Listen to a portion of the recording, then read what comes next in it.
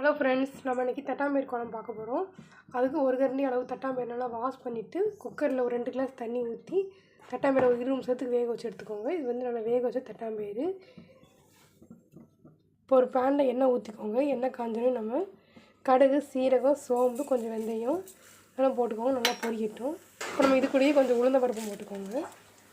இப்போ பாருங்கள், நல்லா பொரிஞ்சிச்சு. இப்போ நம்ம இது கூடயே கட் பண்ணி வச்சுருக்க ஒரு பல்லாரி வெங்காயம் போட்டுக்கலாம். இப்போ நம்ம இது கூடயே ஒரு 3 வெள்ளைப்பூடு போட்டுக்கோங்க. பாருங்கள், வெங்காயம் போட்டாச்சு. வெங்காயம் போட்டு நல்லா வதக்கிக்கோங்க. வெங்காயம் நல்லா வதங்கட்டும்.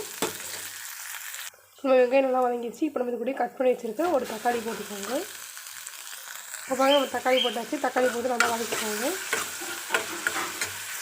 இப்போ பாருங்கள், நம்ம வெங்காயம் தக்காளி நல்லா வதங்கிடுச்சு. இப்போ நம்ம ஒரு சட்டியில் ஒரு 2 ஸ்பூன் அளவுக்கு இட்லி அரிசியை நல்லா வறுத்து எடுத்துக்கோங்க.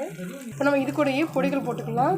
2 ஸ்பூன் மல்லிப்பொடி போட்டுக்கோங்க, 1/2 ஸ்பூன் சீரகப்பொடி, 1 ஸ்பூன் வத்தப்பொடி, தேவையான உப்பு எல்லாத்தையும் போட்டுக்கோங்க. போட்டு மிக்ஸ் பண்ணிக்கலாம். கூடயே கொஞ்சோண்டு தண்ணி ஊற்றிக்கோங்க. நம்ம இது கூடயே கட் பண்ணி வச்சுக்க மணச்செடி கருவேப்பிலையும் போட்டுக்கோங்க. இப்போ நம்ம வதக்கினதை நம்ம தட்டாம்பயிறு வேக வச்சுருக்கோம்ல, தட்டாம்பயிறு வேக வச்சு குக்கரில் போட்டுருங்க.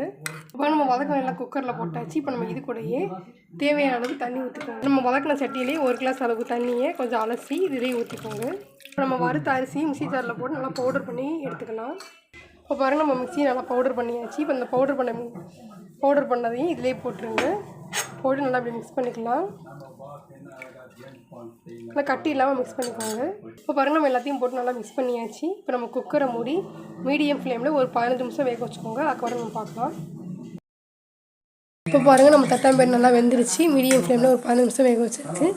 அவ்வளோதாங்க, நம்மளோட சுவையான தட்டாம்பயிறு குழம்பு ரெடி ஆயிடுச்சு. நீங்கள் வீட்டில் ட்ரை பண்ணி பாருங்கள், ரொம்ப சூப்பராக இருக்கும். தேங்க்ஸ் ஃபார் வாட்சிங்.